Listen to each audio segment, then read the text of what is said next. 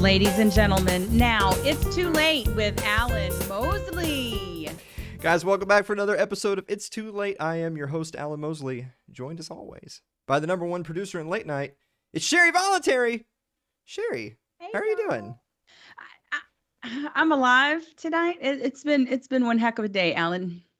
It's been 1 week since you looked at me. 1 week since you. That's a great song. I like Bare Naked Ladies. It's really not. I like it.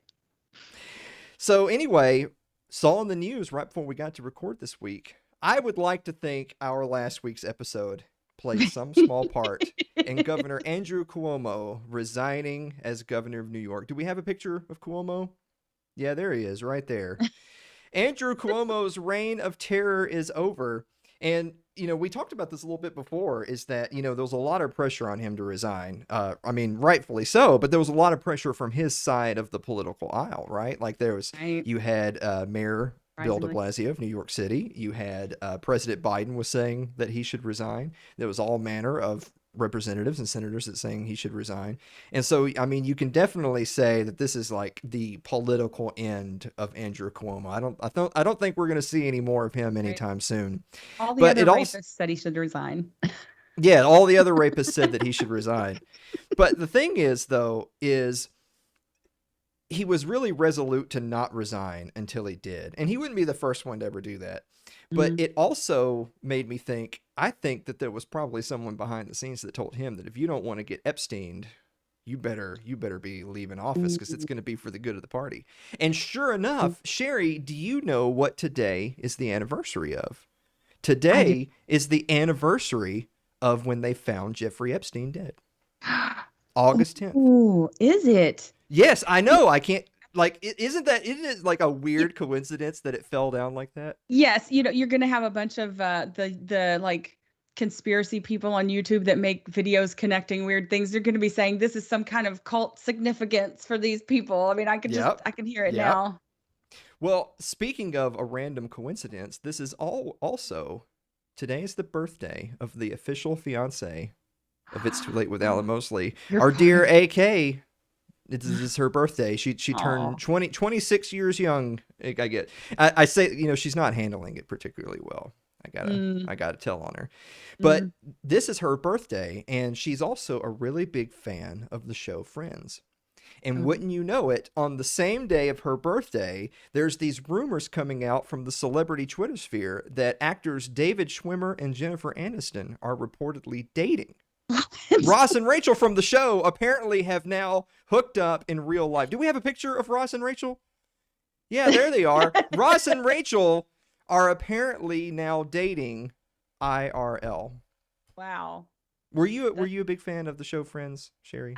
I wasn't a huge fan. Like I watched it some, and I've watched it more since it's been off the air.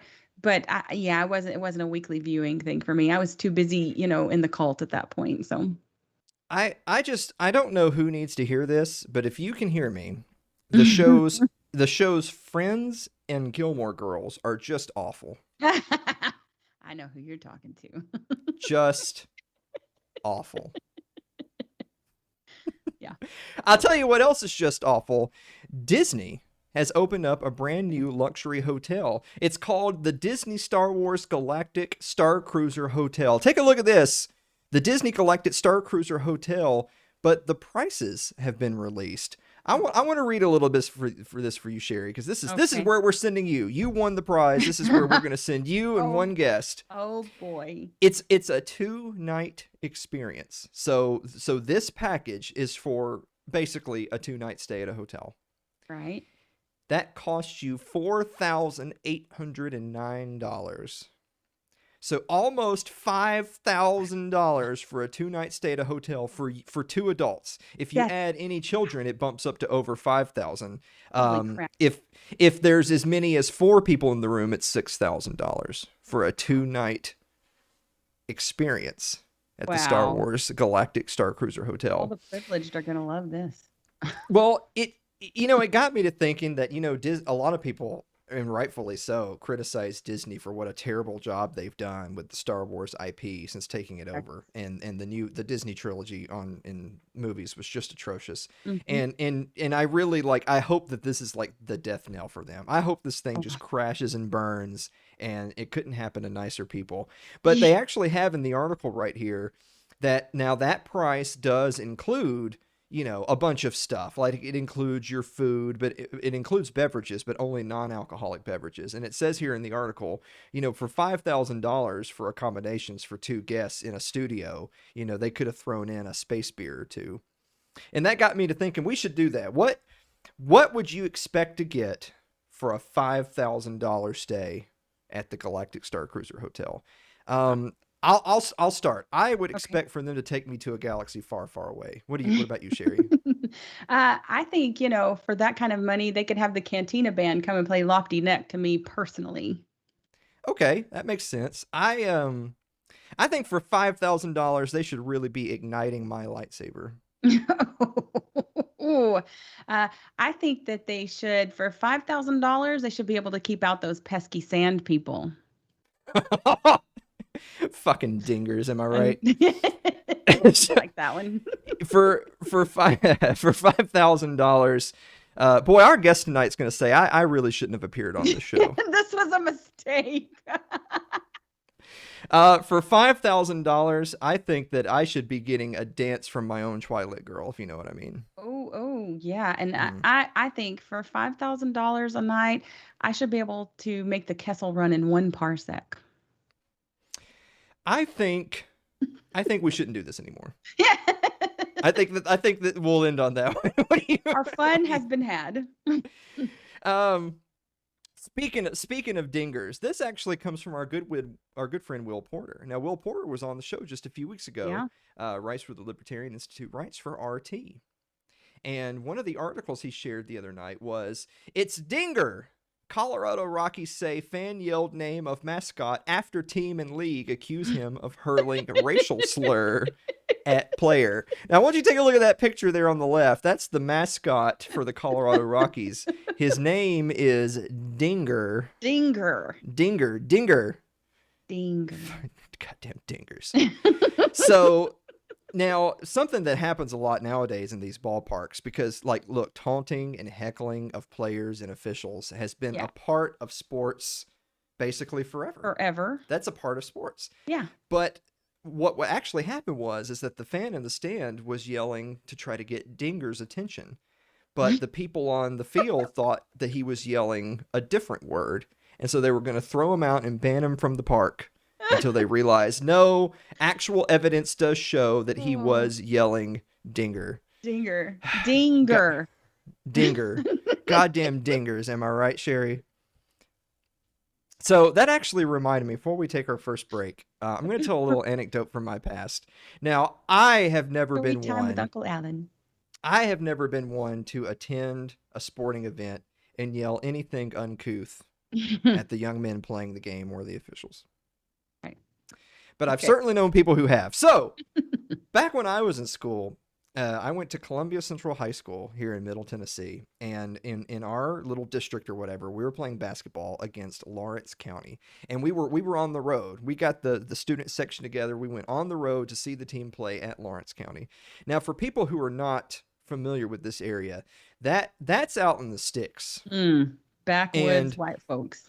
The overwhelming majority of the opposing fans section and officials and all of the opposing team were a very bright shade of cream was the color of their skin. Now, our team, because we were actually good, our team was all young African-American fellows. And so I had this friend named Mark. I'm not going to say his real name, so we're just going to call him Mark. And he had this really great bit where he would scream, and I'm quoting Mark, get them dingers off the court. Now, this was extra funny because, of course, our team was the only one that had any dingers to get off the court. The other team didn't even have any dingers. But what happened is that at this particular moment, on this particular night, when we were playing against this particular team and their fans, who all were racially homogenous, it got very quiet there was a break in the action, and it got very quiet in the gymnasium right as he yelled it. And you could hear a pin drop. Everybody froze in their place. What? And what did Mark? And by the way, Mark was also black. Oh. So he could get away with this little joke, you know. Right. What happened, do you think, when he screamed out this phrase in a perfectly quiet gymnasium? Everyone, the entire opposing side of the bleachers, the players, the officials, everyone immediately darts over and looks at our student section. Right. And what does Mark do? Mark pulls a Homer Simpson. He just disappears. just fade away. Just disappear into the never saw or heard from Mark ever again. Right. Fucking dingers, Sherry. No. Guys, we're going to be back. I got through that whole segment without saying the wrong actual word. That's good. That's good. That is good. Guys, we're going to be back with the meme of the week and the viewer mail right after this break. Don't go away.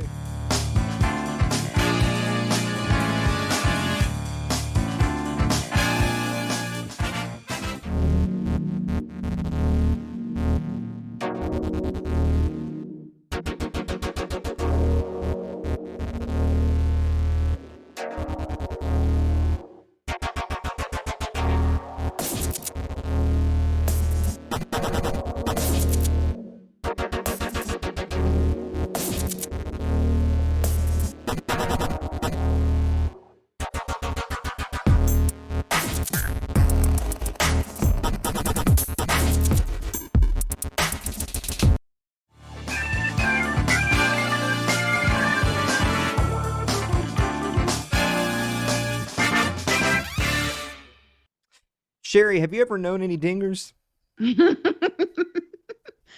No, and I even lived in Colorado. Home of the dingers. Hey, Sherry. Yes. What time is it? Meme of the week.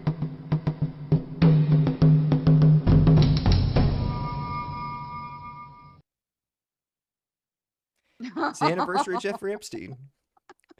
Our Zoomer fans may not get this one. Yeah, I love the throwbacks you're doing. That's pretty good. I like it. Yeah. For people who are not in the know, all you got to do is Google John Denver. Yeah. And then you're gonna Mama. Know. Yeah. Goddamn mountain mamas, anyway. But we do have a bonus meme this week. Check out the bonus meme. There's Roz and Rachel. And America looking on. Enjoy. Yeah, looking on with anticipation. Oh. that one was a little bit subversive. Guys, if you don't understand that one, just Google Prince Andrew rapist. There you go. On that note, let's answer some viewer mail.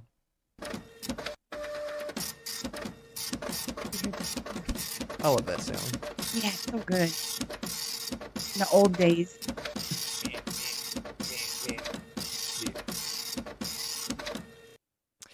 Our first question comes from Clay Davis, who writes, "Dear Alan and Sherry, if you dream to build an anarchist community wherever to come true, how do you envision it? What would it look like? Who do you like to share the community with? What would be necessary to ensure it's self-sustaining and off-grid? What would it take? When do we start?" First of all, Clay, that's like 9 questions. Right. First of all. Thanks a lot, Clay. So I'm just going to give you one answer of how would it come to be? How do you envision? So that's the one that we'll answer. How do you come to be? This is what we do, Clay. We get all of our Spectrum babies together into one group, and we all settle up and we all move to a new area. And then what you do when you get there is you kill the indigenous population. Oh, God. Well, I mean, what? Right. Kill all the dingers and sand people? Is that what you're saying, Alan? Has that not always been the tried and true method, Sherry? Yes. Unfortunately, yes. I notice how you won't put yourself on screen for this one. You've distanced yourself from me. I'm pulling a Homer Simpson right now. All right. Lyle Durio writes, "Dear Alan and Sherry, Did you ever have a pair of pumped up kicks? So I actually Oh, never did have a pair of pumped up kicks because that's like what rich people had. yeah, yeah, So, yeah, same. But did you suit up a school? That's what I want to know. I mean, I didn't shoot up a school, but but if you're talking about public schools, the state has already aggressed. Yes, that cor- correct. Okay, well there you go. That's all we need to I, say. I feel I was like involved in a bomb incident in my high school, but that's for that's another because day. that's because you went to Red Bank for God's sakes. Jesus. Uh, Christian McCullough writes, "Dear Alan and Sherry, do you like puppies? Sherry, do you like puppies?" Not so much. Huh. I mean, they're cute to look at. I don't want one. Let's just put it that way. Okay. I was gonna make fun of you and say that you were a puppy hater, a puppy denier, if you will. But but I won't because I actually do agree with you that it's one thing to like puppies, it's another thing to actually have puppies. Yeah, I don't exactly. I don't want to have puppies. Yeah, I'm a good I puppy I freak. I feel I'm for common sense puppy control. Y- Planned puppyhood.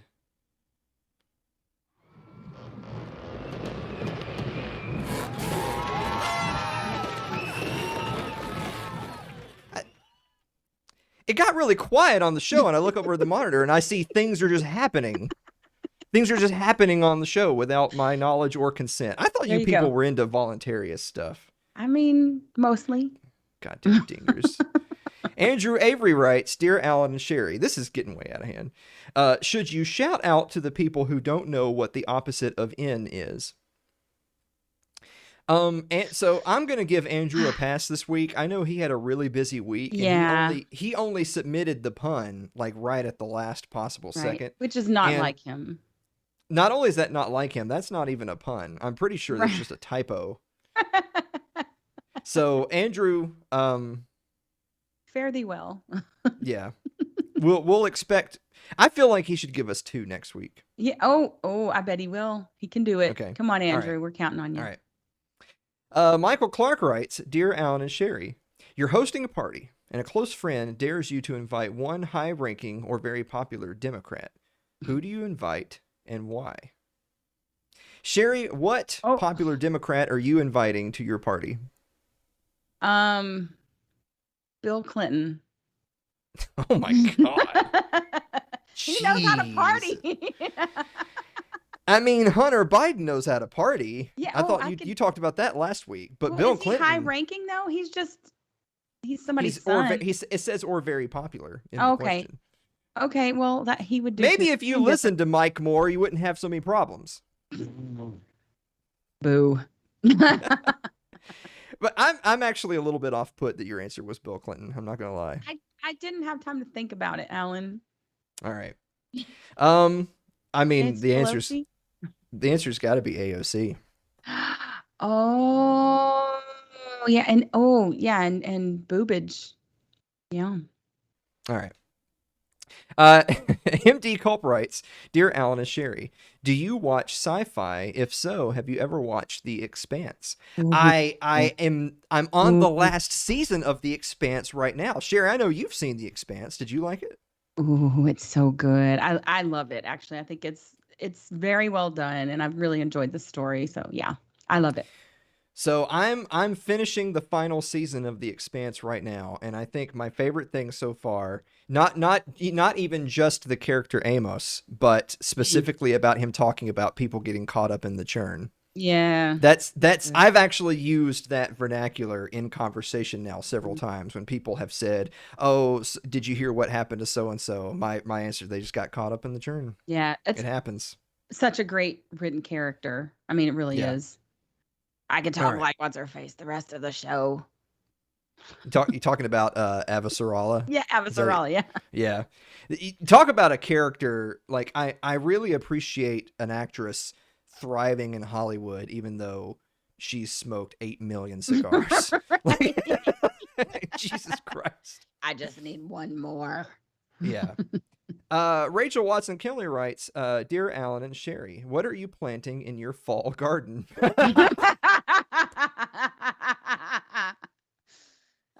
Sherry, what are you planting in your fall garden? Bodies. Hashtag FBI. Whatever I need to plant in my fall garden to live, I'm sure Suzanne's way ahead of. Right. Exactly. She's our plan A and B. But do they even have fall out there? It seems like we're in Nah. summer and then there's snow out there. They have, yes, that's it. Summer and snow. You know what they do have out there where Suzanne is dingers. They do have dingers. They do have dingers. And the last question this week, dear Mary Lynn Wilimowski, Liberty Late Night writes, Dear Alan and Sherry, would you rather live downtown in a big city or out in the countryside, but everything is at least 30 minutes away? Go on.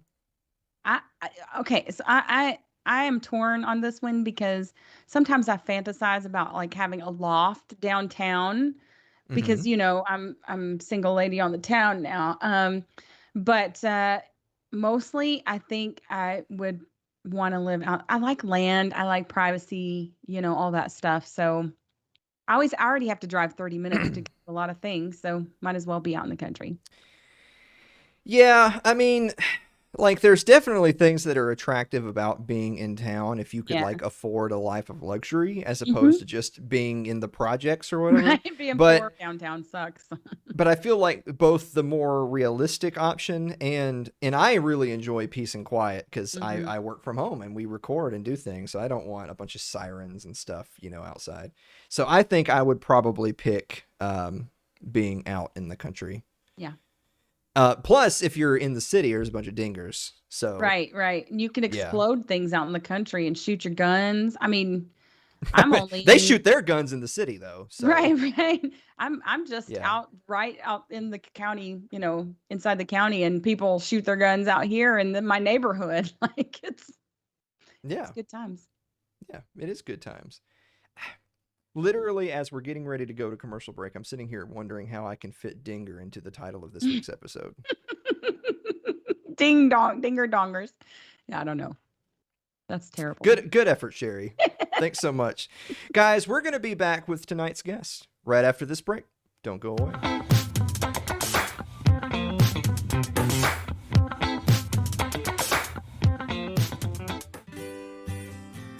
Your ad could be playing right now, reaching thousands of potential customers. Sadly, it's not, but it could be. Find out how to be an advertised sponsor for It's Too Late with Alan Mosley. Email us at info@alanmosley.tv.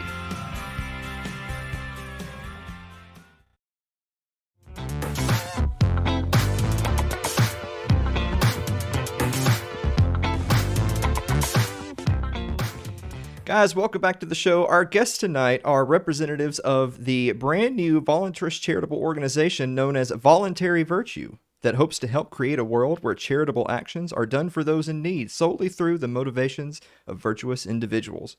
Their mission is to promote charitable actions free from coercion, both through direct contributions and inspiring local volunteer efforts. You can find more at their website, voluntaryvirtue.org. Ladies and gentlemen, the CEO and CMO of Voluntary Virtue, it's Christian Moore and our very own Sherry Voluntary. I'm not going to ask Sherry how she's doing. We already did that. Christian, how are you doing? I'm doing fantastic. It's been a great last couple of weeks, and Voluntary Virtue is a huge part of that. So I'm super excited to be back. We haven't spoken in a long time since last time you were on my show. So it's great to hear from you guys and be on this program. So I'm happy to be here. I just want to say before we get into the weeds of Voluntary Virtue that I was in fact on Christian's show, and my appearance on the show was something like 3 or 4 hours long. I mean, we went into a bunch of stuff. So bravo, sir. Yeah. Well done. I've been on Christian's show too, and it was like 6 or 7 hours. So just so you know. Well, that's because you're full of hot air. But anyway, Christian, tell us about Voluntary Virtue. Right. So Voluntary Virtue is kind of, like you said in your introduction, which was very good. Thank you for that. It is a nonprofit organization based around helping those in need virtuously. But it's a little bit more than a standard charity. It's about promoting principled involvement in charitable giving. And so a lot of people would say, well, aren't most private charities kind of involved in that act of charitable giving? Hmm. Well, it gets a little complicated whenever you start thinking about the number of private charities that take money from the state, and you start considering the fact that a lot of these charities don't do as much as they can to promote continued volunteer work, kind of a self-perpetuating system in communities to where they don't have to always be there to help. And that's something that we really aim to try to get right at the heart at with this program, with this company. And it's something that I spend a lot of time thinking about and doing my best to make sure it comes to a reality. Now, speaking of that, I've seen some stuff on the website, and I'm going to turn it over to Sherry here really quick. There's an article right on the website that talks about for the layman that everyone knows the word volunteer. I mean, we're of course Sherry and I are from the volunteer state, so everyone knows what a volunteer is, and obviously the word voluntarist or voluntarist obviously has its roots in volunteer or voluntary. So explain for the layman who's this is the first episode they've ever seen. What is a voluntarist and how does that apply to this organization? Okay, so a voluntarist is someone who believes that all human interaction should be based on consent of the individuals involved. And that is the basis of our philosophy is that you own yourself completely and that you should have all the say over what goes on with your body and your property as well. So the way that that comes involved into our charity voluntary virtue is that as Christian was saying before, many charities may accept state monies or help people that are not that are sort of aggressors on people and their um, rights. So we want to definitely ethically source, as we called it, our giving so that it's only coming from people who choose because of their goodwill towards others and their desire to help people to give in that way. And we also want to not just drop money on people or drop a moment of help, but we really want to do things that get people back on the path of self-reliance because that's really where we would like, to be ourselves and to have people shoot for that goal is a goal of self-reliance, being a productive person who provides value to their family, to themselves and their community. So that's really what we are, the angle of voluntarism, how that comes into play.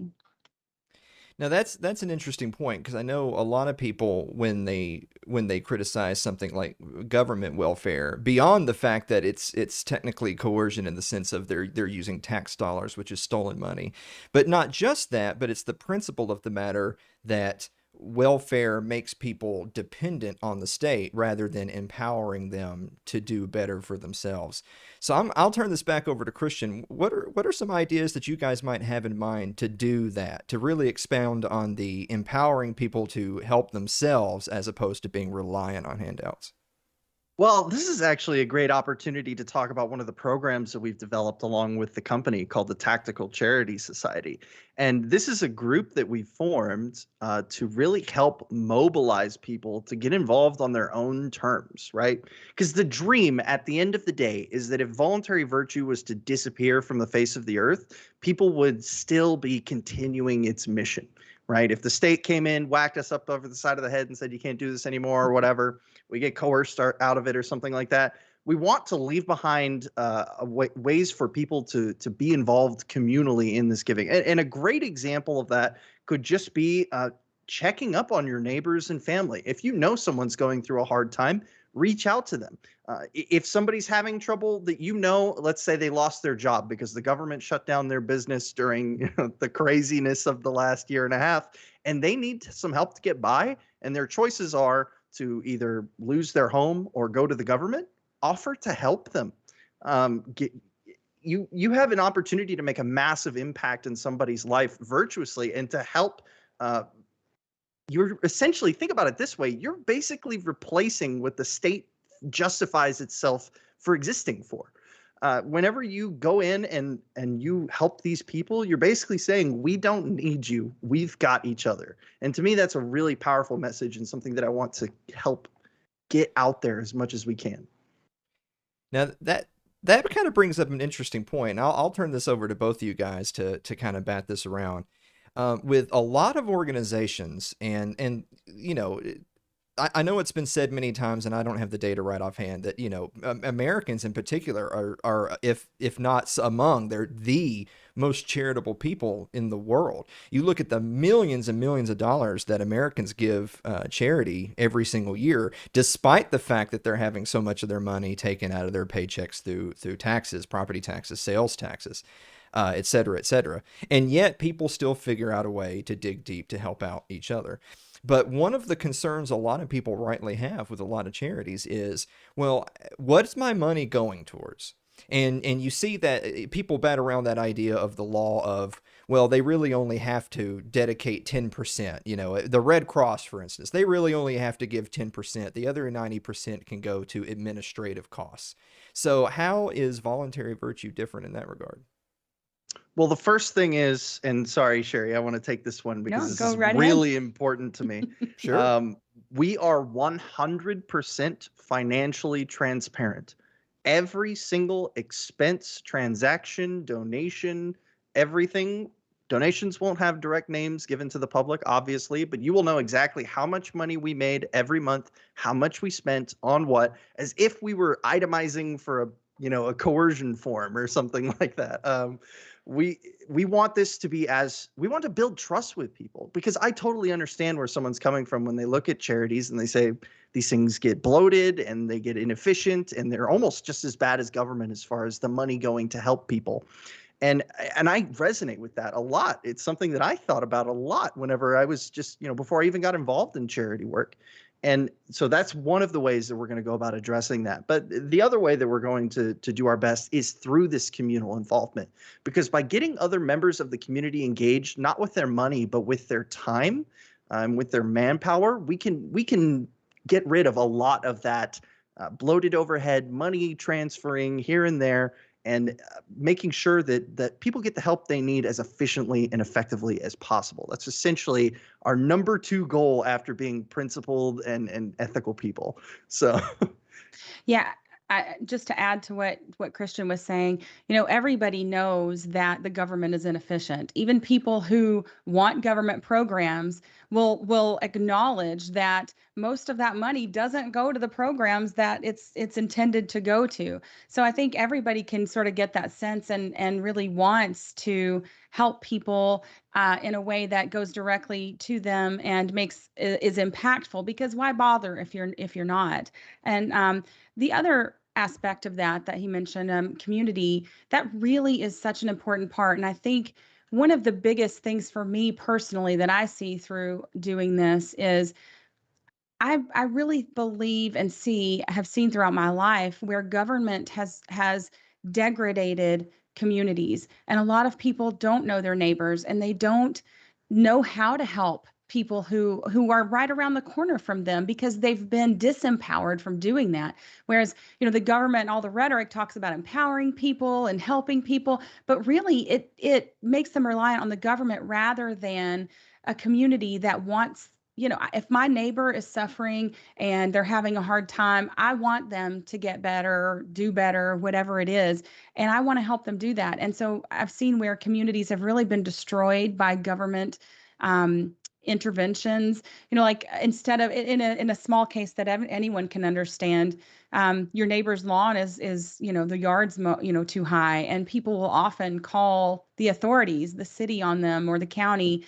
And rather than just going next door and being neighborly and saying, hey, do you need help, for one, and two, let's talk about this, why is you're letting your grass get longer and I'm getting rodents or something. So it's important to rebuild those connections. And that's really one of the things that I think we are trying to accomplish. At least I know for my part, that's really one of the things that I am super excited about, is developing a community of people who are principled, who want to live those principles and help each other out, and be really connected and tied into each other so that we know there's something we can do. Well, really quick before we take our commercial break here, um, I'll let you both of you guys take a crack at it. Make the sales pitch of voluntary virtue to the layman who really is not politically active, has never heard of voluntarists before, doesn't identify as libertarian or Republican or Democrat or anything in between. What's the pitch of this organization to someone who's politically agnostic that's hearing some of these ideas for the first time? Sure, I can go ahead and give a crack at it. There are still, no matter how many charities there seem to be, no matter how much the government gets involved, there are still so many people that need help. And we are one of the most charitable and giving societies on earth. I accept that 100%. But it doesn't take a scientist or a data analyst or anything like that to see that there are still people out there that need our help. And the communal bonds that we've lost over the last couple of decades has contributed to this greatly. So voluntary virtue is going to be focusing on both of those things directly and doing our best to make the biggest impact we can in as many people's lives as possible. Yeah, that's great. If you had another thought, Sherry, go ahead. Yeah, I was just I think what Christian said was excellent. I would just add to that as a charity, not only do we respect the people that we are trying and aiming to help, but we also respect you and the giver. Then that's because we want to be transparent. We want you to trust us. We want to earn that credibility with you. And that's really it is really important to us. And we've talked a lot about it in our meetings because we don't we respect that people don't have to give us anything or help anyone that they don't choose to. And so for people to do that through us, we feel is a great responsibility, and we intend to respect that and earn that credibility. On that note, guys, we're going to take a quick commercial break, but we're going to be back with more from Christian and Sherry of Voluntary Virtue right after this break. Don't go away.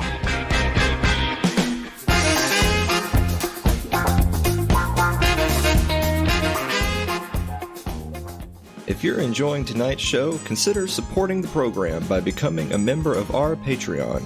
That's over at patreon.com/Alan Mosley.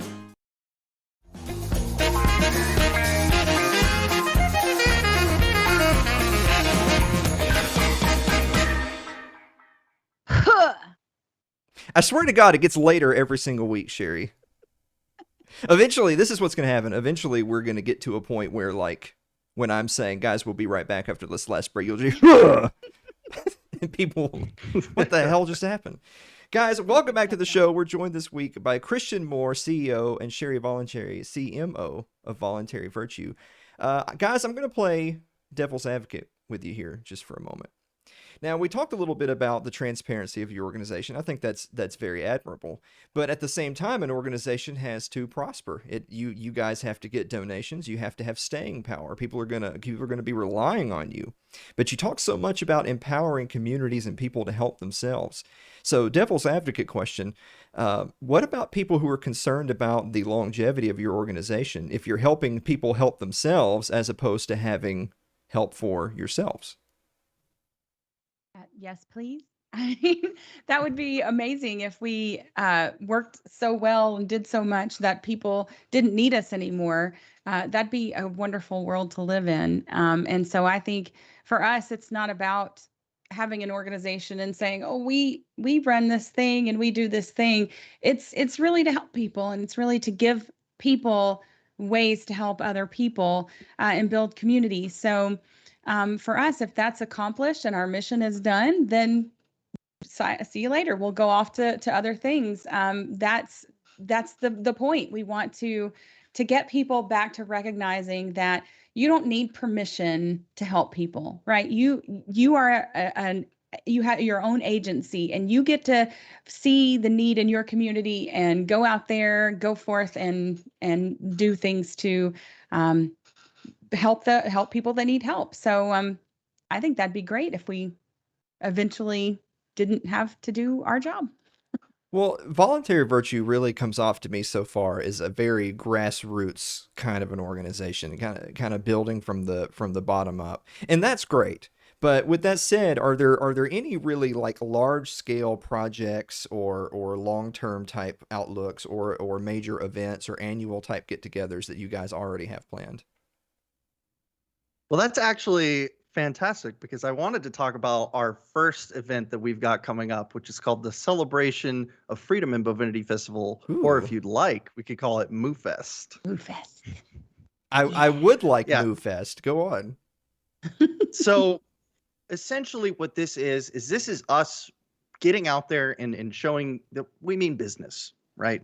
So our board president, Patrick Smith, awesome voluntarist individual who everybody should become acquainted with if they aren't already, ran this event last year on his birthday.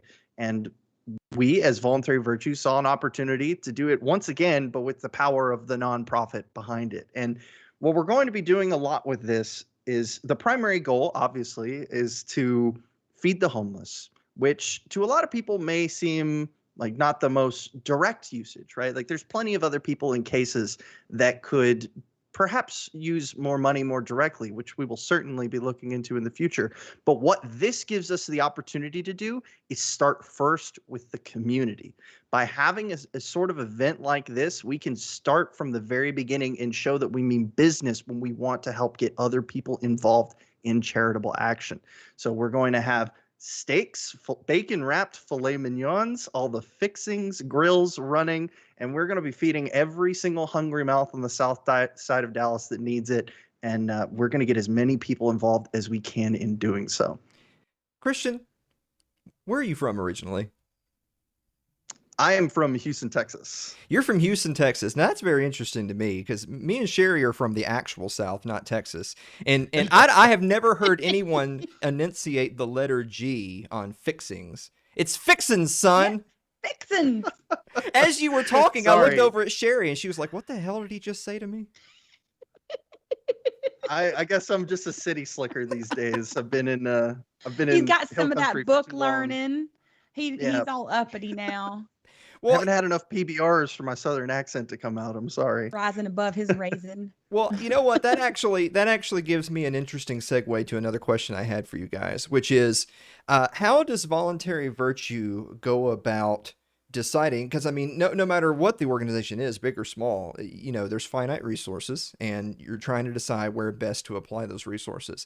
How does voluntary virtue go about deciding where they're going to direct their funds and direct their manpower? We Well, oh, go ahead, Oh Christian. yeah, go ahead. Okay, well, sure. I can take it once again. I'll steal the microphone from Sherry Voluntary. We have created a system, a committee specifically, directly underneath the board, which is called the awards committee. And this is a committee of individuals who have been deemed by the board to be ethical and voluntary minded people who can go through each and every case that comes before voluntary virtue and make a determination on whether or not that is the most effective use of our resources. And I think in doing this, by adding that layer between the board and who are mainly focused on operations and continual running, and people who are kind of a step away from that, who can help to make decisions on who needs help the most, we give ourselves this kind of layer of objectivity that's really hard whenever you're directly involved in everything.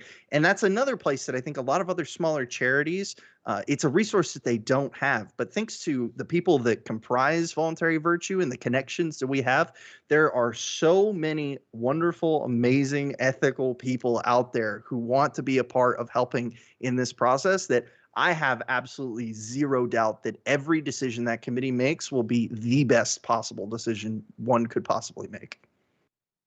So, who watches the watchers? Ultimately, that's the board, right? Because I mean, so at the end of the day, corporate structure, the board is above the committee. So if for whatever reason the committee says we need to, I don't know, buy 10,000 boxes of crayons for Marines or something, we can step in and say, this is probably not a good use of voluntary virtue funds. So we're not going to do that. But at the same time, in part of the selection process for these people, They wouldn't be there if we didn't already have a lot of trust in them, and if they haven't already proven themselves to be an ethical person in some manner. So it's not something I have to really worry about, but at the same time, the board is always there. You will always have Christian Moore, and you always have Patrick Smith and our other board members to be there as in the way of all of that. Yeah. And I think too, to what you were saying before, that's one of the reasons that transparency is so important to us, is because we want you to be the watchers as well. I mean, if you're donating your funds, your hard-earned money or time or talents to us, then we want you to feel and be able to see that that is going to the places we say it's going to go to, and do the things that we say we're going to do with it. So that's one of the benefits of being very transparent, is that people can see that and see that, oh, okay, they said they were going to do this, and that's where the money went. So that's something we really want. And also when we started this, we definitely, like Christian said, ethical people involved, but also we want to make sure that the help is going to people who also are trying to live an ethical lifestyle. So state agents need not apply. Like, that's something that we're passionate about. The scope of our charity is more directly towards people who choose to live in a peaceful way with their communities, their neighbors.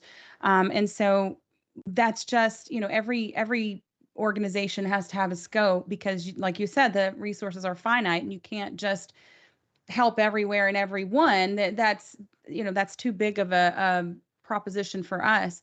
So we are directing it more towards the community of people who know what the non-aggression principle is and want to live it, or do that without actually knowing. Maybe they don't know what the non-aggression principle is, but they're peaceful people. That is who we aim to help, and to really encourage and buttress in what we do. Now, Sherry, you're the chief marketing officer of Voluntary Virtue. So, what's the organization doing to do a little outreach and drum up some good buzz? Right. So right now we have our two Facebook pages, which are the Voluntary Virtue, kind of corporate, nice, pretty side, respectable page. And then we have our Tactical Charity Society Facebook page, which I think Christian mentioned earlier, which is really the fun part, and the part that I think we all enjoy, the memes. It's all the memes, and getting to know people and having fun together, and sort of our uh, farm team, if you will, for the boots on the ground activism that we intend to and hope to perform. That's where we've really started and are focusing at this point. There will be blog posts in the future. And other social media will branch out. We have a Twitter page. It's not that active yet. So those are the things that we have at the moment. Hopefully some advertising in the future, but that's really the community part of it, is where, like you said, it's grassroots. We really want to draw from that and move forward with the community behind us. Now, on that note of getting the community behind you, I'm gonna give both of you guys one last really good sales pitch. To, let's say you're talking to people that already, they have a budget. Let's say you're talking to a business. Let's say you're talking to other organizations that have annual budgets of giving to nonprofit organizations. I was a nonprofit VP. I know how that works. There's that calendar year, it rolls around. There's a budget that's set aside for charitable giving, and you want to be on their doorsteps, right, when they're making those decisions. So how are you making the pitch to those types of entities specifically to say, you have a budget of X, we want you to give some of that budget to Voluntary Virtue, as opposed to, say, some other initiative, the Red Cross, Doctors Without Borders, what have you. And by the way, I'm not talking down to any other organizations, but how are you selling them to give you a piece of that pie? If you want to donate money to an organization that exists solely to be replaced by its own works, then donate to Voluntary Virtue. If you want to donate to an organization that one day hopes that it has done its job so well that it no longer has to continue doing charity because everybody else is already doing it, donate to Voluntary Virtue. If you want to see a world where your neighbors want to come up to you and ask how you're doing, if you want to have a world where you can go up to your neighbors and it not be some kind of hostile interaction like we see so often these days, to build those communities, build those bridges, then you should donate to Voluntary Virtue. To me, the financial transparency, the mission, the ethics, the people running it, I'm a little biased being the CEO and whatnot, but looking from the outside, I couldn't find a better one if I wanted to. On that note, I'll ask you this. Where can people go to support Voluntary Virtue, sign up to be a volunteer, sign up to give? I know, and by the way, not just give of their money, but maybe give of their time and their talents, like Sherry was talking about earlier. Where can people go to learn more about Voluntary Virtue? First off, you can go find us over at www.voluntaryvirtue.org. But like Sherry was saying earlier, please go check out the Facebook pages, especially the Tactical Charity Society. That's where we're going to be pulling a lot from the grassroots stuff. So if you want to be able to be one of the people who breaks ground on this project in your own community, TCS is where you need to be, because when that trumpet blows and we're looking for people to help, that's going to be the first pool that we're going to be accessing from. So come over. If you want to donate, by all means, there's plenty of links on the page, whatever you feel is appropriate that we have earned through this pitch, and go check out the Facebook pages and stay involved. And can I just add to that? That's a great pitch there, Christian. That even if you can't give anything right now financially or any of your time, because I know people are struggling and things are, not always in the greatest spot. Just liking, commenting, sharing our content, involving yourself in the community, those things not only will benefit you as far as getting involved in the community and getting to know people, but they really do help us get in that Facebook algorithm and place higher. It's a weird thing. We all know, we've all dealt with the algorithm and the stuff that the games that they play with Facebook algorithm. So just doing those kinds of things, interacting with people, talking on the posts, liking them, sharing them, those are such a big plus for us. And we really appreciate just, saying anything in there in the comment of a post really helps it. It really does. Guys, I'm going to get you out of here on this one. Sherry, shut up. Christian, is a grilled cheese a melt? That's a tough one. I'm going to say no, because I think melts have to have other stuff on them. However, I'm open to the alternative. Can you believe it, Sherry? Christian is a real libertarian. Christian, that is correct. A grilled cheese is not a melt, and it is not a melt because it does not have other ingredients. Guys, thank you so much for being on the show. Everybody go check out Voluntary Virtue. It's voluntaryvirtue.org, and we will be right back to wrap up the show right after this break.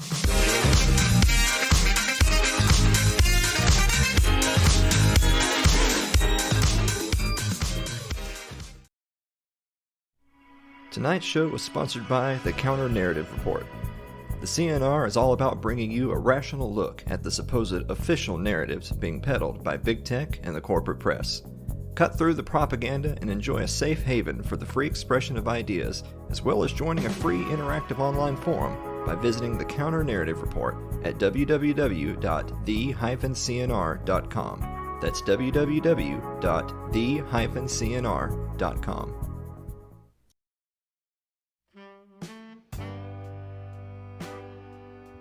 Like our Facebook page. It's facebook.com/AlanMosleyTV. You can follow me on Twitter. It's twitter.com/AlanMosleyTV. Subscribe to our YouTube page. It's youtube.com/AlanMosleyTV. Also, don't forget, don't just complain about your free speech being eroded. Go support a free speech platform. It's Odyssey.com. We're on Odyssey.com. Just search It's Too Late with Alan Mosley or @AlanMosleyTV. Also, if you're more of a listener than a watcher, you can find us on your favorite podcasting platform of choice thanks to Anchor FM. It's anchor.fm/AlanMosleyTV. Sherry, you got a final thought? Don't bother dingers. If you don't bother the dingers won't bother you. Correct. Correct. Boy, I tell you, right now, Christian is saying I have to distance myself from this appearance I'm going to get as fired. hard and fast as I possibly can. Guys, thank you so much for watching another episode of It's Too Late, and we will see you next week.